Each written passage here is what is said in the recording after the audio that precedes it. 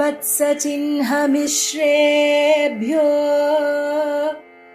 नम उक्तिमधीमहे यदुक्तयस्त्रयी कण्ठे यान्ति मङ्गलसूत्रताम् श्रीवत्सचिह्नमिश्रेभ्यो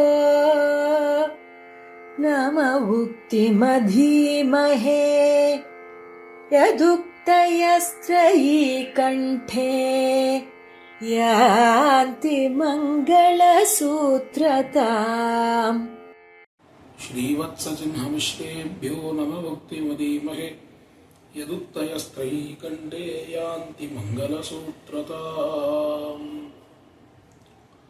ஸ்ரீமத் பரமஹம்சே இத்தியாதி யதுகிரிஜீயர் சுவாமியினுடைய பரம காருண்யத்தாலே ஸ்தோத்திரதாரா என்ன பற்பல ஸ்ரீ வைஷ்ணவ சம்பிரதாய பண்டிதர்களை கொண்டு இந்த பூர்வாச்சாரிய ஸ்தோத்திரங்களுக்கெல்லாம் அர்த்த விசேஷங்களானது இந்த கோஷ்டியிலே சாதிக்கப்பட்டு வருகிறது. அந்த கிரமத்திலே அடியேன் பண்டிதன் இல்லைன்னு சொன்னாலும் கூட சுவாமியினுடைய ஒரு நியமனத்தின் பேரிலே ஒரு சில ஸ்லோகங்களுடைய அர்த்த விசேஷங்களை அடியேன் தெரிந்த விடவிலே இந்த கோஷ்டியிலே விண்ணப்பிக்கலாம் என்று துவங்குகிறேன். அடியனுக்கு விட்டதான ஸ்லோகங்கள் 66வது ஸ்லோகம் தொடங்கி 70வது ஸ்லோகம் வரை சுவாமி குருத்தாழ்வான் அருளி செய்த இந்த ஸ்ரீவைகுண்ட ஸ்தவத்திலே ஆழ்வான் அருளி செய்த பஞ்சஸ்தவங்கள் என்று நாம் கொண்டாடுகிறோம். 5 ஸ்தோத்திரங்கள், 5 ஸ்தோத்திரங்களுடைய சமூகமாக பஞ்சஸ்தவம் என்று வழங்கப்பட்டு வருகிறது. இந்த பஞ்சஸ்தவமானது சில திவ்யதேசங்களிலே அனுசந்திக்கப்பட்டு வருகிறது. இதை குறிப்பாக சொல்லணும்னா அவருடைய அவதார ஸ்தலமான கூரம் என்கிறதான திவ்யதேசத்திலே ஆழ்வான் திருவோதரித்த அந்த க்ஷேத்திரத்திலே மாதந்தோறும் ஹஸ்த நட்சத்திரத்தந்தைய தினம் இந்த பஞ்சஸ்தவ ஸ்தோத்திர பாடமானது நடைபெறுகிறது. அதே போல ஸ்ரீவில்லிபுத்தூரிலே புறத்தாழ்வானுக்கு இன்னொரு தனி சன்னதி அமைந்திருக்கிறது. அந்த சன்னதியிலே ஆழ்வானுக்கு வருஷோத்சவங்கள் எல்லாம் நடைபெறுகிறது. மாசோத்சவங்கள் பெருசா இல்லைன்னு சொன்னாலும் ஆழ்வானுடைய வருஷ திருநக்ஷத்திரோத்சவங்கள் அது அந்தந்த காலத்துக்கு தகுந்தா போலே நடைபெறுகிறது. அனத்தியன காலமாக இருந்தால் ஒரு நாளும், அனத்தியனம் இல்லைன்னு சொன்னால் 10 நாட்களும் நடைபெறக்கூடிய வழக்கம். அந்த சமயத்திலே ஆழ்வான் திருநக்ஷத்திரத்தன்றைய தினம் இந்த பஞ்சஸ்தவமானது முழுக்க சாயங்காலம் ஆண்டாளுடைய அரவணை பிரசாதத்தை ஆழ்வான் அமுது செய்து அந்த பஞ்சஸ்தவ கோஷ்டியானது நடைபெறுகிறது. ஏன்னால் அடியேன் தெரிந்த அளவிலே மற்ற விதேசங்களில் இருக்கலாம், அடியனுக்கு தெரியல, தெரிந்த அளவிலே பஞ்சஸ்தவ கோஷ்டிங்கிறது நடைபெறக்கூடிய விதேசங்கிறதே கம்மியாகத்தான் இருக்கிறது. அதிலே ஸ்ரீவில்லிபுத்தூரிலே அமைந்திருக்கிறதுங்கிறதால இங்கே பிரசங்காத்து தெரிவித்தேன். மேலே நேரடியாக அந்த 66வது ஸ்லோகத்தினுடைய அர்த்தத்தை அடியேன் விண்ணப்பிக்க துவங்குகிறேன். தத்வை ததாஸ்து கதமோ யமஹோ ஸ்வபாவஹ யாவான்யதாவித குணோ பஜதே பவந்தம் தாவான் ததாவித குணஸ்ததி தததீன விருத்திஹி சம்ஸ்லிஷ்யசி த்வமிகதேன சமான தர்மா. இந்த ஸ்லோகம் இந்த ஸ்தோத்திரத்திலே 66வது ஸ்லோகமாக அமைந்திருக்கிறது. இந்த ஸ்லோகத்துக்கு முந்தின ஸ்லோகத்தையும் பார்த்தால்தான் இதனுடைய அர்த்தமானது பொருந்தும்படியாக அமைந்திருக்கிறது. அதனால் இதற்கு முந்தின ஸ்லோகத்திலே எந்த விஷயத்தை தெரிவித்தாரோ அதனுடைய ஒரு சங்கதியானது தொடர்பானது இந்த ஸ்லோகத்திலேயும் அமைந்திருக்கிறது. ஆகையினாலே அந்த ஸ்லோகத்தினுடைய அர்த்தத்தையும் மேலோட்டமாக நாம் பார்க்கலாம். त्वत्साम्यमेव भजतामपि वाञ्छसि त्वं तत्सात्कृतैर्विभवरूपगुणस्गुणैस्त्वदीयैः मुक्तिं ततो हि परमं तव साम्यमाहुः त्वद्दास्यमेव विदुषां परमं मतं तत्. இந்த ஸ்லோகத்திலே முக்தி என்பது என்ன எம்பெருமானோடு கூடியிருக்கக்கூடிய அந்த நிலை அது எப்பேற்பட்டதான நிலை என்பதிலே மதபேதங்கள் இருக்கிறது. அந்த விஷயத்தை ஆழ்வான் தெரிவிக்கிறார்.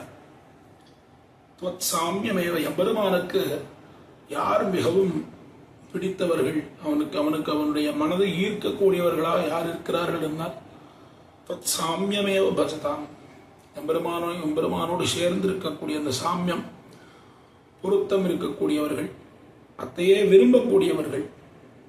நிரஞ்சனகா பரமம் சாமியம் உபைதி என்று சொல்லப்பட்டிருக்கிறது. அப்பேற்பட்ட அந்த சாமியத்தை விரும்பக்கூடியவர்கள், அவர்களை எம்பெருமான் மிகவும் வாஞ்சிக்கிறான். அவனுக்கு பிடித்தவர்களாக, தனக்கு பிடித்தவர்களாக அவர்களை வைத்துக் கொண்டிருக்கிறார். இப்படிப்பட்டதான அவர்கள் சாமியத்தை முக்தியாக நினைக்கக்கூடியவர்கள். தத் சாத்கிருதைகி விபவரூப குணைஸ்பதியைகி, அவர்கள் எம்பெருமானுடைய அந்த குணங்களிலே, விபவ குணங்களிலே ஈடுபட்டு அவனோட அந்த சாமியத்தை பெற விரும்புகிறார்கள். அவர்கள் தத்தோ முக்தி தத்தோகி பரமம் தவ சாமியமாகு, எம்பெருமானுடைய குணங்களிலே ஈடுபடுவதை காட்டிலும் அவனோடு சாமியம், அந்த பரமம் சாமியத்தை முக்தியாக அவர்கள் கருதுகிறார்கள். இது ஒரு சிலருடைய பட்சம். விதுஷாம் அதாவது ஆழ்வார், ஆளவந்தார் முதலான எம்பெருமானார் முதலான ஆச்சாரியர்களுடைய பட்சம் என்ன என்றால் தாஸ்யமேவ விதுஷாம் பரமம் மதம் தத்து, எம்பெருமானுடைய கைங்கரியம், அவனுக்கு தொண்டு செய்வதே நமக்கு மோட்சம், அதுதான் நமக்கு மோட்சஸ்வரூபம், அதுதான் என்ன ஆழ்வார்களுடைய மதமானது, பரம வைதிக மதமானது அமைந்திருக்கிறது என்று இந்த ஸ்லோகத்திலே தெரிவித்தார். அடுத்த ஸ்லோகத்திலே தத்வை ததாஸ்து, அது அப்படியே அவ்வாறே இருக்கட்டும், அதை காட்டிலும் வேறுபட்ட ஒரு விஷயத்தை இந்த ஸ்லோகத்தாலே ஆழ்வான் தெரிவிக்கிறார். இந்த வேதாந்த சாஸ்திரத்திலே தத்கிருது நியாயம்னு ஒரு நியாயம் ரொம்ப பிரசித்தம். யதா கிரதுஹு அஸ்மின் லோகே புருஷோ பவதி ததா இதஹ பிரேத்ய பவதி என்று அந்த வாக்கியமானது அமைந்திருக்கிறது சாந்தோக்கிய உபனிஷத்திலே. அந்த வாக்கியத்தை விசாரிக்கக்கூடிய வேதாந்த சூத்திரமான் பிரம்மசூத்திரத்திலே அப்ரதீகாலம்பனாத் நயதீதி பாதராயண உபயதாச்ச தோஷாத் தற்கரதுஷ்ச என்கிறதான சூத்திரம் 4வது அத்தியாயத்திலே பிரம்மசூத்திரத்திலே அமைந்திருக்கிறது. அந்த அந்த சூத்திரத்திலே தற்கரதுஷ்சான்னு ஒரு வாக்கியம். அந்த தற்கரதுஷ்சாங்கிறது எதை குறிக்கிறதுன்னு சொன்னால் இந்த வேத வாக்கியத்தை, இந்த சாந்தோக்கிய உபனிஷத்து வாக்கியத்தை குறிக்கிறது. என்ன சொல்ல வருகிறது இந்த வாக்கியம் என்னால், இந்த உபாசிக்கக்கூடிய புருஷன் எந்த ஸ்வரூபத்திலே பிரம்மத்தை உபாசிக்கிறானோ அதே ஸ்வரூபத்தை தான் அவன் அந்த விண்ணாட்டிலேயும் சென்று அடைகிறான். எந்த ரூபத்தோடு உபாசிக்கிறானோ அதே ரூபத்தை தான் அடைகிறான், வேறு ரூபத்தை அடையவில்லை என்று அந்த வேதாந்த வாக்கியமானது தெரிவிக்கிறது. இந்த தற்கருத்து நியாயத்தை காட்டி இந்த இப்பேற்பட்ட எம்பெருமானுடைய குணம் இருந்தால் தானே, அவனுடைய குணம்தானே இப்பேற்பட்ட அதே ஸ்வரூபத்தை அடைவதற்கு காரணமாக இருக்கிறது. எம்பெருமான் இவன் உபாசிக்கக்கூடிய ஸ்வரூபம் ஒரு விதமாக இருக்கட்டும், அங்கே அடையக்கூடிய ஸ்வரூபம் வேறு விதமாக இருக்கட்டும், எம்பெருமான் நினைத்தால் இவனாலே இந்த தான் உபாசிக்கக்கூடிய அதே ஸ்வரூபத்தோடு கூடிய எம்பெருமானை அடைய முடியாது. ஆனால் எம்பெருமான் அப்படி இல்லாமல் இவன் எப்படி உபாசிக்கிறானோ, எவ்வாறு உபாசிக்கிறானோ அவ்வாறே அவனை அடைவித்துக் கொள்கிறான். தம்மையே நாளும் வணங்கித் கொள்வார்க்கு தம்மையே ஒக்க அருள் செய்வர் என்று ஆழ்வார் தெரிவிக்கிறாரே, அந்த ரீதியிலே எம்பெருமானுடைய குணமானது அமைந்திருக்கிறது என்று ஆழ்வான் கொண்டாடுகிறார் இந்த ஸ்லோகத்தாலே. தத்வை ததாஸ்து, இப்பேற்பட்ட இந்த குணம் கதமயம் கதமோய மகோ ஸ்வபாவ, இந்த ஸ்வபாவம் இப்பேற்பட்ட ஸ்வபாவம் எம்பெருமானோடது. தன்னை அடையக்கூடிய அந்த சேத்தனன் அவன் எந்த குணங்களோடு கூட தன்னை அடைய வேணும் என்று நினைக்கிறானோ அந்த குணங்களோட கூடத்தான் உண்மை அடைகிறான். அதற்கு காரணம் என்னன்னு சொன்னால் தாவான் தும் எம்பெருமானும் அந்த தாவான் ததாவித குணஸ்ததீன விருத்தி சம்ஸ்லிஷ்யசி துவம், நீயும் அவனுக்கு அதீனமாக இருந்து கொண்டு அவன் இந்த குணங்களை மாத்திரமே அனுபவிக்க வேண்டும், இந்த குணத்தை தான் அவன் உபாசித்தான், ஆகையாலே இந்த குணத்தோடு கூடிய எண்ணைத்தான் அவன் அனுபவிக்க வேண்டும் என்று அவனுக்கு அதீனமாக இருந்து கொண்டு உன்னுடைய குணங்களை அடையும்படி செய்கிறாய் என்று இந்த ஸ்லோகத்தாலே ஆழ்வான் எம்பெருமானுடைய கல்யாண குணங்களை, அந்த ஸ்ரீவைகுண்டநாதனுடைய கல்யாண குணங்களை தெரிவிக்கிறார் இந்த 66வது ஸ்லோகத்தாலே. இப்படி முந்தின ஸ்லோகத்தாலே எம்பெருமானுடைய திருக்கல்யாண குணங்களிலே ஈடுபட்டு அவனுடைய திருக்கல்யாண குணங்களுக்குள்ளே இந்த குணம் பெரியதா அந்த குணம் பெரியதான்னு நம்மாலே நிர்ணயிக்க முடியாது. ஒவ்வொரு குணத்தை பார்த்தால் அதை காட்டிலும் ஒரு குணம் பெரிதாக இருக்கத்தான் இருக்கும். அந்த ரீதியிலே எம்பெருமான் அடியவர்களிடத்திலே அடியவர்கள் தன்னிடத்திலே ஈடுபடுவதற்காக அவர்கள் எந்த குணத்தோடு தன்னை இந்த லோகத்திலே உபாசிக்கிறார்களோ அதே குணத்தோடு கூடின தன்னை பரமபதத்திலேயும் அடைகிறார்கள் என்று அப்பேற்பட்ட அந்த குணத்தை எம்பெருமான் வெளிப்படுத்துகிறான் என்று அதற்கு பல்லாண்டு பாடி, அதன் பிறகு இந்த 67வது ஸ்லோகம் தொடங்கி ஒரு 10-15 ஸ்லோகத்துக்கு ஸ்ரீவைகுண்டநாதன் அந்த ஸ்ரீவைகுண்டத்திலே எவ்வாறு சேவை சாதிக்கிறான், அவனுடைய திருமேனி அழகு.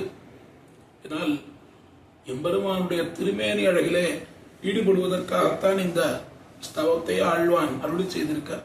இந்த பஞ்சஸ்தவத்திலே எம்பெருமானுடைய திருமேனி அழகென்ன, அவனுடைய சௌந்தரியம், அதே போல அவனுடைய குணச்சேஷ்டிதங்கள் என்ன இவை எல்லாவற்றையும் அனுபவிப்பதற்காகத்தான் இந்த ஸ்தவமே ஆழ்வானால் அருளி செய்யப்பட்டிருக்கிறது.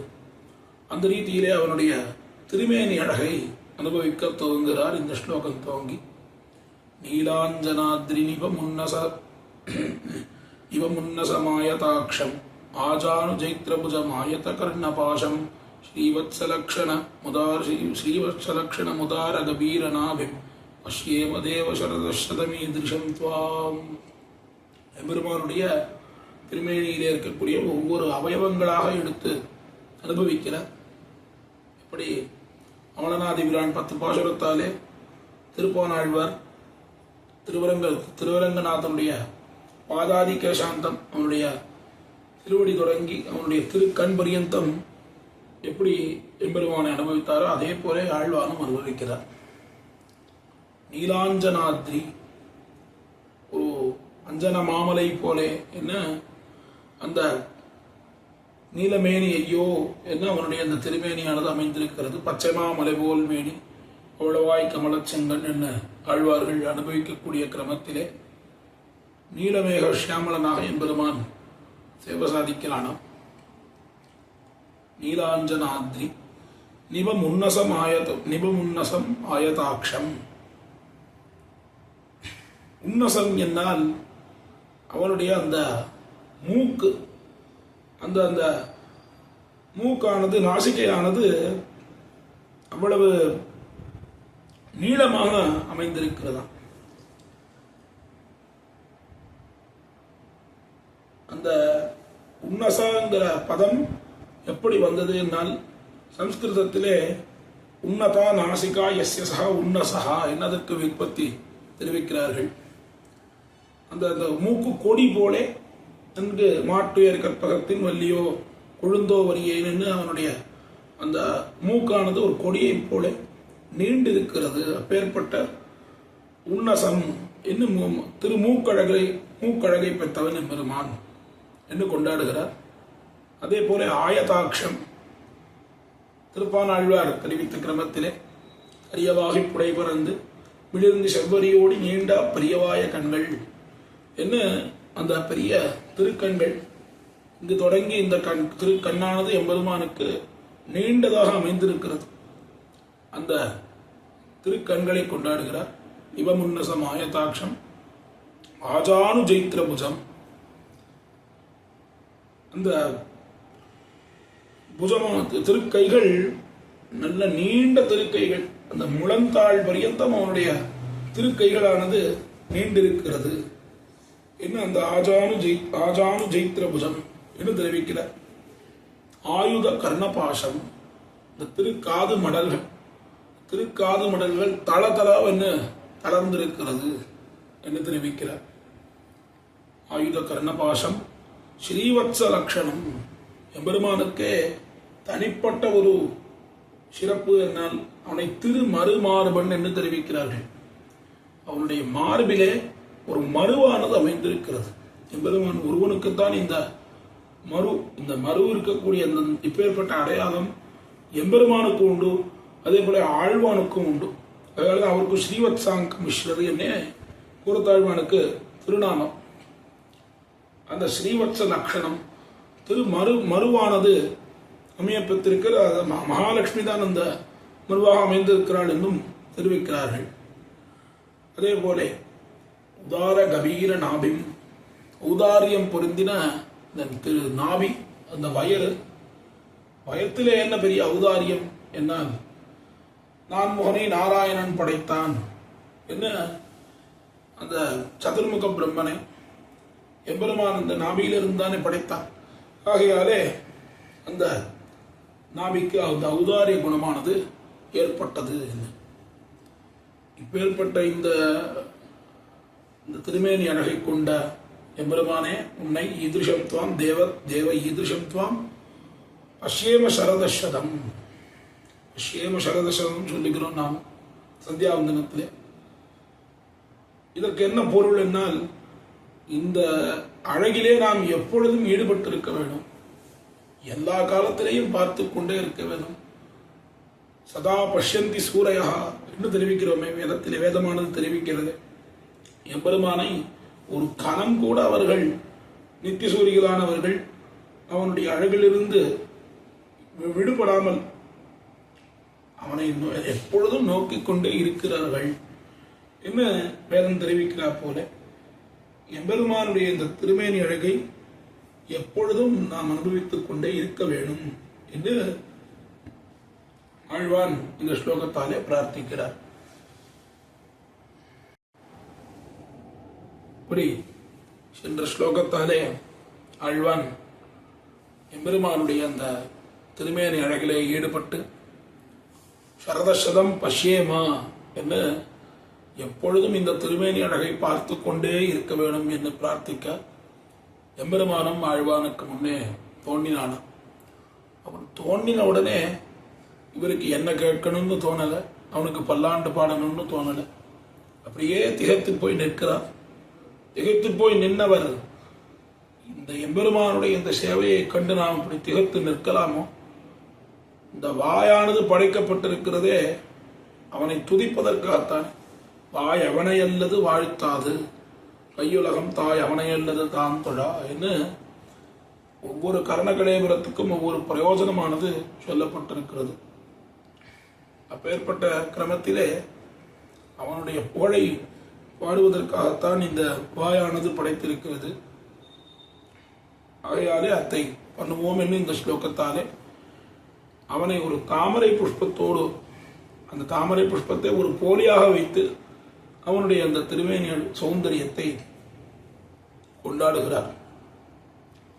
அம்போருஹாக்ஷமரவிந்த நிபாங்கிரி யுக்மம் ஆதாமிரதாமரச ரம்யகராக்ரகாந்தி பிருங்காலகம் பிரமர விப்ரமகாய காந்தி பீதாம்பரம் வபுரதஸ்து வயம் ஸ்தவாமா. அம்போருஹாக்ஷம் அரவிந்தம் நிபாங்கிரி யுக்மம் ஆதாமிர தாமரச ரம்யகராக்ர காந்தி. இந்த தாமரசங்கிற பரியந்தம் இவையெல்லாம் தாமரை புஷ்பத்தினுடைய பெயர்கள் தான். அம்போருகம் அரவிந்தம் இதெல்லாம் தாமரை மலரினுடைய பெயர்கள் தான். என்ன காரணம்? தாமரையே எப்பொழுதும் எம்பெருமானுக்கு உபமாவாக கொண்டிருப்பது என்று சொன்னால் ஆழ்வார்கள் அத்தனை பேரும் அப்படித்தான் கொண்டாடுகிறார்கள்.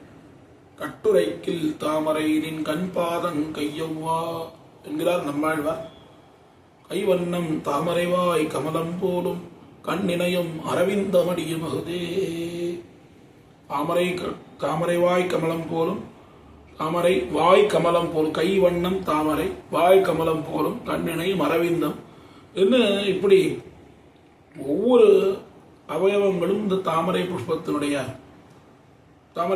போல அமைந்திருக்கிறது என்று ஆழ்வார்கள் அத்தனை பேரும் கொண்டாடுகிறார்கள். ஆகையாலே அதே ரீதியிலே ஆழ்வான்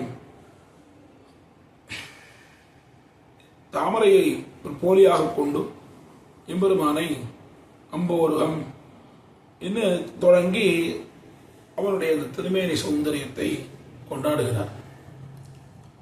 அவனுடைய அந்த காந்தியானது இந்த தாமரை புஷ்பத்தை போல அமைந்திருக்கிறது என்ன. அடுத்த கீழ்வரியாலே பிருங்காலகம் பிரமர விப்ரக காயகாந்தி என்ன.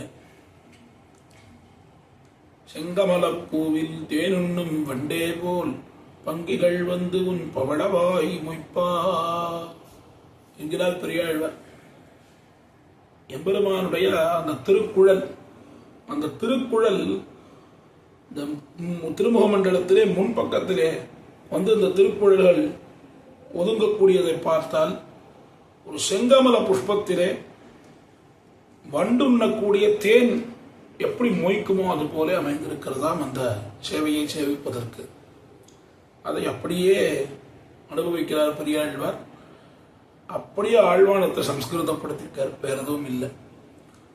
பிருங்காலகம் பிரமர விப்ரம காய காந்தி.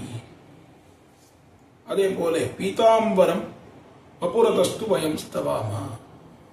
அவனுடைய இந்த திருமேனியிலே திருமுகத்திலே இருக்கக்கூடிய அந்த காந்தி, அதே போல அவனுடைய அந்த திருமுக மண்டலம், அந்த திருக்குழல்கள், அது அந்த திருக்குழல் அழகினை பார்த்தால் அது பிரமரத்தை போல வண்டுகள் நுய்த்தால் எப்படி இருக்குமோ அது போல சேவை சாதிக்கக்கூடியதான அந்த காந்தி. பீதாம்பரம் எம்பெருமானுக்கு அந்த திருப்பரியட்டம், அவன் அணியக்கூடிய அந்த திருப்பரியட்டத்துக்கு பீதாம்பரம் என்னே பெயர்.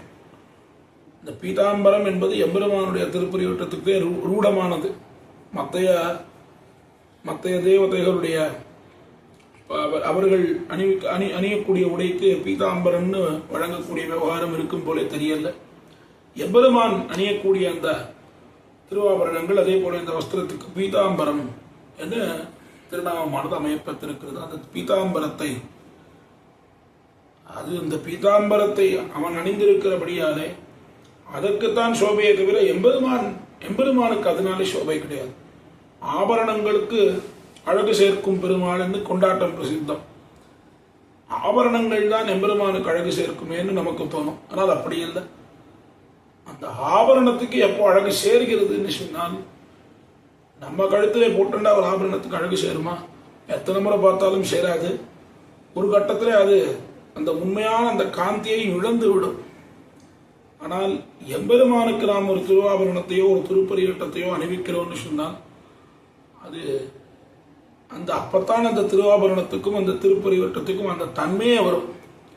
திருவாபரணம் நாம் எப்போ விவகரிக்கிறோம், திருப்பரிவட்டம் எப்போ விவகரிக்கிறோம், நாம கட்டிண்டாக்க நாம சேர்த்துண்டாலோ அதை நாம் திருவாபரணம்னு திருப்பரிவட்டம்னு சொல்லுறதில்லை. ஆனால் எம்பெருமானுக்கு எப்போ அதை சமர்ப்பிக்கிறோமோ அது திருவாபரணமாகிறது, வஸ்திரமானது திருப்பரிவட்டமாகிறது, பீதாம்பரமாகிறது. ஆகையாலே அவைகளுக்கு எம்பெருமானோடு சேருவதால் தான் அவைகளுக்கு பெருமையை தவிர இவைகள் சேர்ந்தபடியாலே எம்பெருமானுக்கு சோபை இல்லை என்பதை தெரிவிக்கிறார். எப்படிப்பட்ட அந்த திருமேனி, இந்த திருமேனியை அழகினை கண்டு வாயார வாழ்த்துவதுதான் நமக்கு பிரயோஜனமே தவிர வேற என்ன பிரயோஜனம் என்று ஆழ்வான் இந்த ஸ்லோகத்தாலே தெரிவிக்கிறார்.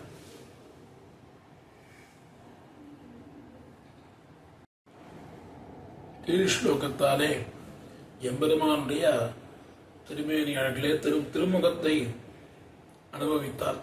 அந்த திருமுக சௌந்தரியத்தையும் காந்தியையும் தெரிவித்து அவனுடைய திருக்கண்ணழகு எவ்வாறு அமைந்திருக்கிறது என்பதை இந்த ஸ்லோகத்திலே பிரதானமாக தெரிவிக்கிறார்.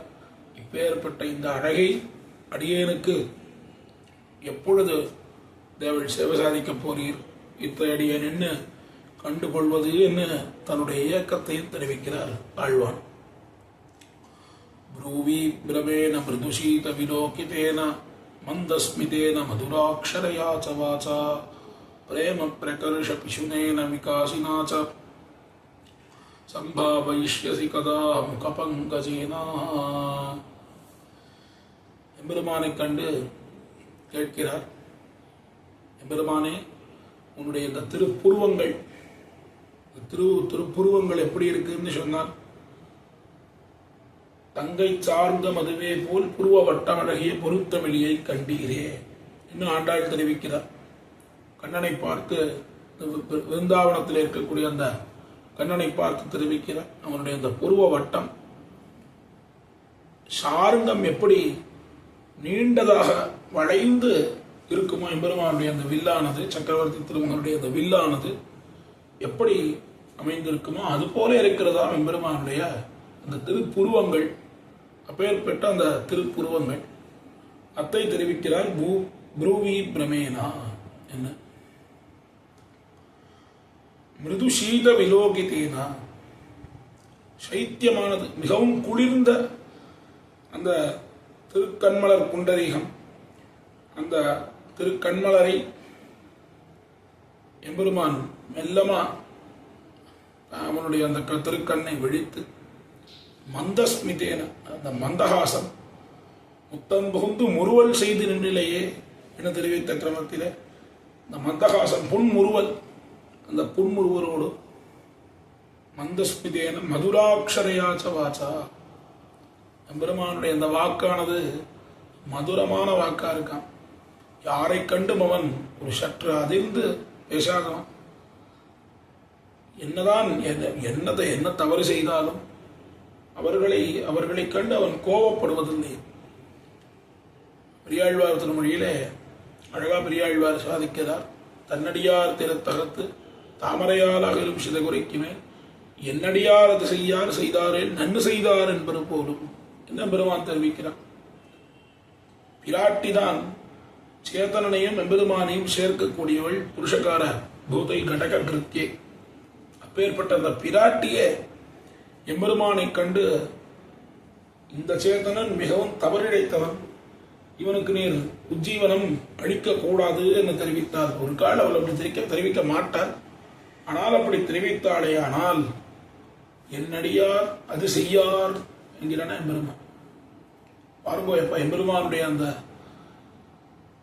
ஒரு நம்பிக்கை, என்னுடைய அடியவன் இவன். இந்த இடத்துல அற்புதமாக தெரிவிக்கிறார். அவன் முன்னடியாராக இருக்கும் போது வேணால் அப்படி செய்திருக்கலாம்.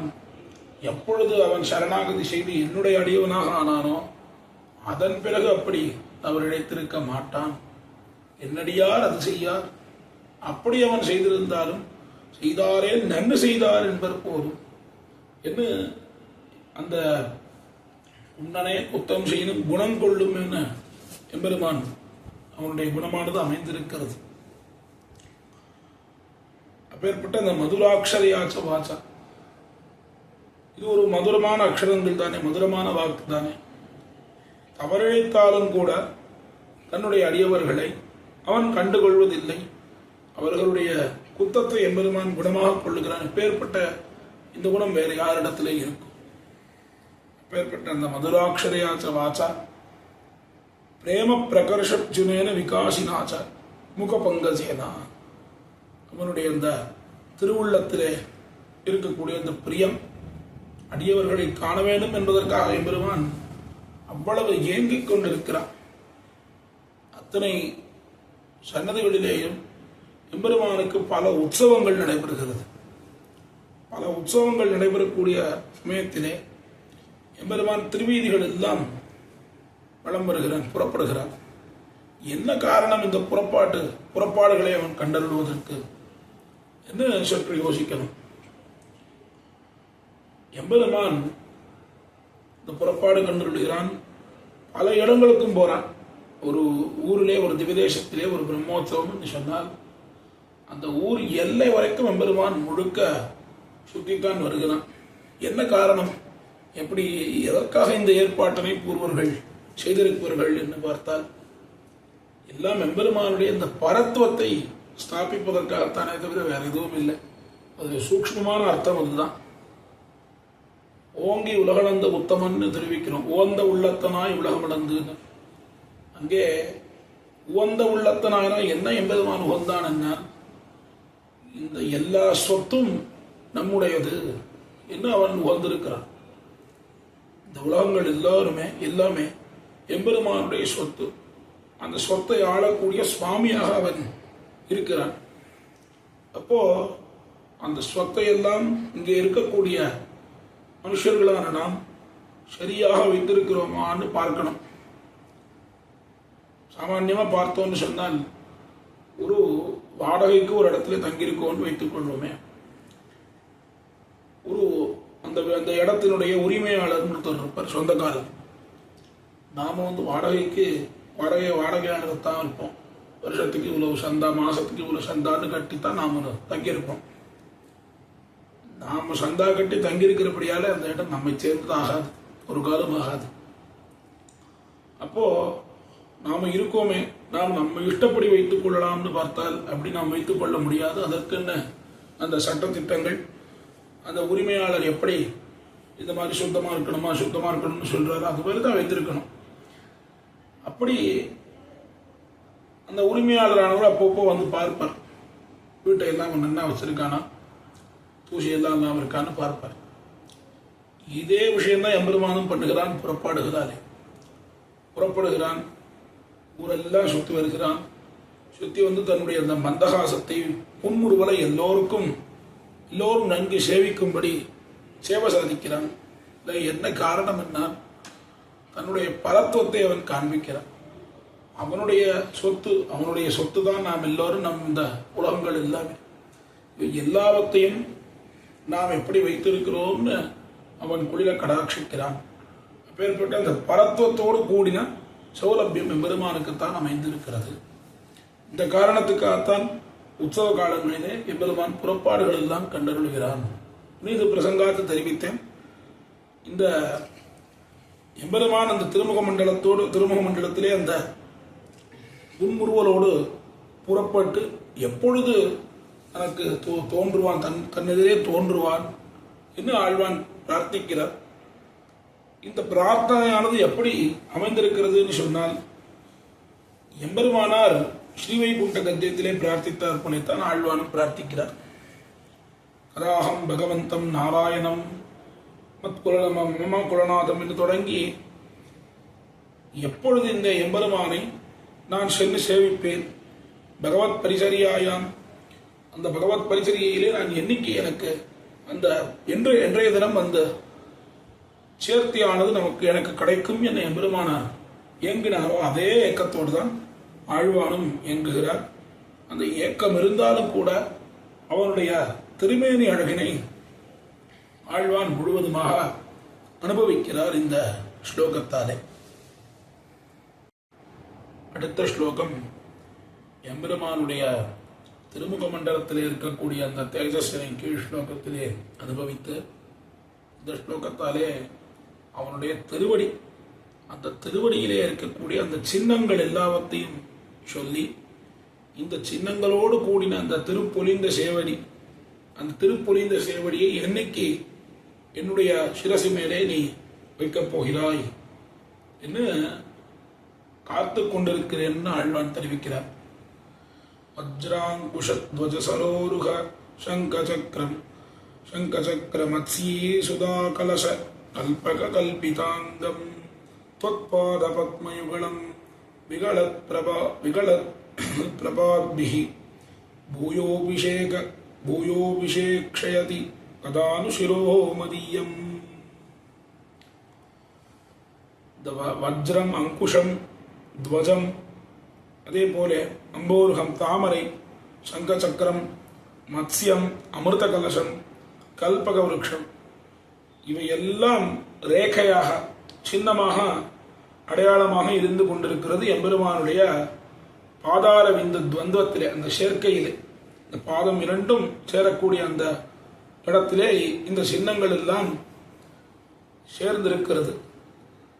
இந்த சின்னங்கள் சேர்ந்திருக்கக்கூடிய அந்த திருவடி, அந்த திருவடியை விளக்கி அந்த திருவடியை விளக்கின அந்த தீர்த்தத்தினாலே என்னுடைய சிரசை நான் நன்றாக அபிஷேகம் செய்விக்கக்கூடிய நாள் என்றைக்கோ என்ன ஆழ்வான் தெரிவிக்கிறார். இந்த சின்னங்கள் எல்லாம் என்ன என்று பார்த்தால், எம்பெருமான் அவனுடைய அந்த திருவடியிலே இந்த சின்னங்கள் எல்லாம் எதற்காக அமைந்திருக்கிறது, என்ன காரணம் என்ன, உத்தம புருஷர்களுக்கு இந்த சின்னங்கள் எல்லாம் அவனுடைய அந்த திருவடியிலே அமைந்திருக்கும் என்ன சாஸ்திரங்கள் சொல்லுகிறது. பெரியாழ்வாரும் அத்தியாஸ்திரியமாக தெரிவிக்கிறார். ஒரு காலில் சக்கரம் இலச்சினை பட நடந்து என்ன, ஒரு காலில் சக்கரம் உள்ளடி பொறித்தமைந்து இரு காலும் கொண்டங்கன் எழுதினார் போல் இலச்சினை பட நடந்து என்ன தளர்நடை நடவானோங்கிற அந்த பதிகத்திலே, தொடர சங்கிலிங்கிறதான பதிகத்திலே ஆழ்வார் தெரிவிக்கிறார். அப்போ அவனுடைய அந்த திருவடிகளிலே சங்கும் சக்கரமும் இருக்குங்கிறது தெரிகிறது. அந்த திருவடிகளிலே அந்த சங்கு சக்கரமானது பொறிக்கப்பட்டிருக்கிறது, அந்த சின்னமானது அவனுடைய திருவடி வாரத்திலே அமைந்திருக்கிறது. என்ன சங்கு சக்கரம் மாத்திரம் இல்லை, இந்த துவஜம், அதே போல அமிர்த கலசம் போன்ற இந்த சின்னங்கள் இவையெல்லாம் கல்பக விருட்சம் இதெல்லாம் அமைந்திருக்கிறது. சுவாமி ஆளவந்தாரும் தெரிவிக்கிறார். கதா புனசங்கர தாங்க கல்பக துவஜார விந்தாங்குஷ வஜ்ரலாஞ்சனம் திரிவிக்ரமத்வத் சரணாம்புஜத்வயம் மதீயமூர்த்தானம் அலங்கரிஷ்யதி. கதா அலங்கரிஷ்யதி, உன்னுடைய இந்த கதாங்க கல்பக துவஜார விந்தாங்குஷ வஜ்ரலாஞ்சனம் இதையெல்லாம் பொருத்தப்பட்ட இந்த திருவடியானது எப்பொழுது என்னுடைய அந்த தலைமீது வந்து அலங்கரிக்கும் என்று ஆளவந்தார் கேட்கிறார். அதே பிரார்த்தனை தான் ஆழ்வானும் இந்த ஸ்லோகத்தாலே தெரிவிக்கிறார். இப்படிப்பட்ட இந்த சின்னங்களோடு கூடின இந்த திருவடி, அந்த திருவடியானது, இந்த திருப்பொழிந்த சேவடியானது என்னுடைய தலையை அபிஷேகம் செய்யப்படக்கூடிய நாள் என்றைக்கு என்ன ஆழ்வானுடைய பிரார்த்தனையானது இந்த ஸ்லோகத்தாலே அமைந்திருக்கிறது. இப்படி இந்த 5 ஸ்லோகங்கள் 70வது ஸ்லோகம் பரியந்தம் இருக்கக்கூடிய ஸ்லோகங்களாலே ஆழ்வான் ஸ்ரீவைகுண்டநாதனுடைய திருமேனி அழகிலேயும் அவனுடைய திருக்குணங்களிலேயும் கல்யாண குணங்களிலேயும் எவ்வாறு ஈடுபட்டிருக்கிறார் என்பதை எதோடியன் தெரிந்த விஷயங்களை கொண்டு இங்கே விண்ணப்பித்தேன். அவசியம் பல குத்தங்கள் இருக்கக்கூடும், அவற்றை பெரியோர்கள் திருத்தி பறிகொள்ள வேண்டும் என பிரார்த்திக்கிறேன். பேர்பட்ட இந்த பாக்கியம் பலமுறை அடியன் யோசிப்பதுண்டு. அடியனுக்கு இந்த திவ்ய பிரபந்த தாராங்கிற அந்த அருளிச்செயல் அனுபவத்திலே அருளிச்செயலை அர்த்த விசேஷங்களை சொல்லக்கூடியதான அந்த பாக்கியமும் கிடைத்தது. இப்பொழுது ஸ்தோத்திரதாரையிலேயும் சேவிக்கக்கூடியதான பாக்கியமும் கிடைத்திருக்கிறது. எல்லாத்துக்கும் அடியேன் தகுதியானவனான்னு கேட்டா அவசியம் கிடையாதுதான். ஆனால் இருந்தாலும் சுவாமி ஆளவந்தார் தெரிவித்த கிரமத்திலே அகிருத்ரிமத்வ சரணாரவிந்த பிரேம பிரகர்ஷாமதி மாத்மவந்தம் பிதாமம் நாதமுனிம் விலோக்கிய பிரசீதமத்பிருத்தவ சிந்தையித்வான்னு தெரிவித்த கிரமத்திலே அடியனுடைய திருப்பாட்டனார் சுவாமி வைகுண்டவாசியான ஸ்ரீ விவேகே ஸ்ரீனிவாசாச்சாரிய சுவாமி அவருடைய ஒரு திருவடி பலத்தாலேயும் மத்துமணியருடைய காலக்ஷேபாச்சாரியர் பெருமாள் கோயில் ஸ்ரீ பிரதிவாதி வெங்கரம் ராஜஹம்சாச்சாரிய சுவாமியினுடைய ஒரு கிருபா கட்டாட்சத்திலாயும் அடியேன் ஏதோ சில வார்த்தைகளை இங்கே விண்ணப்பித்தேன். அதில் ஏதாவது குணங்கள் உண்டுன்னு சொன்னால் அது அடியனுடைய காலக்ஷேப ஆச்சாரிய சுவாமியையோ அதே போல அடியனுடைய வைகுண்டவாசியான அடியனுடைய பாட்டனாரையோ தான் சேருமே தவிர அடியனை சேராது. குத்தங்கள் இருந்ததுன்னு சொன்னால் அது அடியனுடைய ஒரு அறியாமையாலே நிகழ்ந்தது என்று தெரிவித்துக் கொண்டு அடியன் உரையை பூர்த்தி பண்ணிக் கொள்கிறேன். ஸ்ரீமத்தியை விட்டு சித்தாரி மனோநந்தன ஹேதவே நந்தநந்தன சுந்தரியை கோதாயை நித்தியமங்கலம் ஸ்ரீமதே ரம்யஜா மாத்திர மணீந்திராய மகாத்மனே ஸ்ரீரங்கவாசினே குயாத் நித்யஸ்ரீர் நித்யமங்கலம். பற்பமென திகழ் பைங்கழலும் தன் பல்லவமே விரலும் பற்பமென திகழ் பைங்கழலும் தன் பல்லவமே விரலும் பாவனமாகிய பைந்துவராடை பதிந்த மருங்கழகோ பாவனமாகிய பைந்துவராடை பதிந்த மருங்கழகோ முப்புரி நூலோடு முன் கையில் ஏந்திய முக்கோல் தன்னழகும் எப்பொழுதும் யதிராசன் வடிவழகு என் இதயத்துள்ளதால்